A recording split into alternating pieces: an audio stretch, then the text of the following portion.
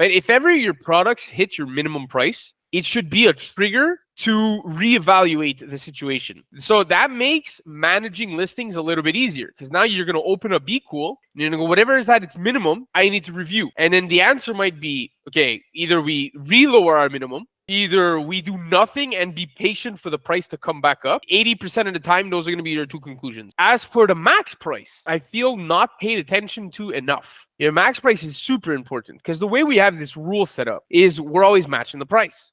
And what might happen, right, is that you might be on a listing where you guys are 3 sellers or 4 sellers, and you are the lowest review seller by far. So you might never get the buy box. But 2 weeks later, those 3 other sellers sell out.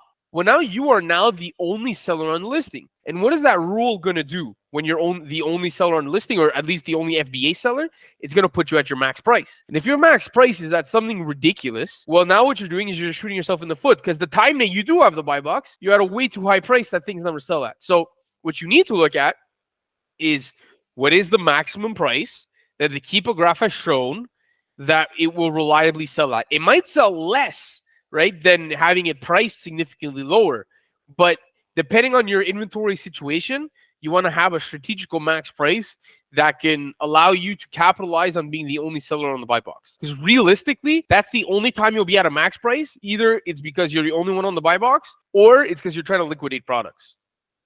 Pretty clear? So like that, it becomes that yin and yang, right? And so the simple answer to that is our min and max price is determined by the keepa graph. Well, highest it's been in 3 months, and then maybe lowest it's been is kind of like a ballpark. Yes, the 3 months is a fantastic view. That's the view I look at, but I don't mind looking back a year. Like certainly on listings, okay? So one of the ways like I really like to source sometimes is I will see products that have a horrible BSR ranking right now. And then I'll go let's go look at the last year, because the past 3 months, the BSR is horrible. We're going to make up some numbers here. Okay, cost of goods sold is $20 and it's currently selling on Amazon for $80, right? So it's selling 4x the price. And the BSR is horrible. It drops 1 time a month. And even at that, we're not able to conclude that it's actually selling. And it might be all FBM sellers or maybe one FBA seller at $80.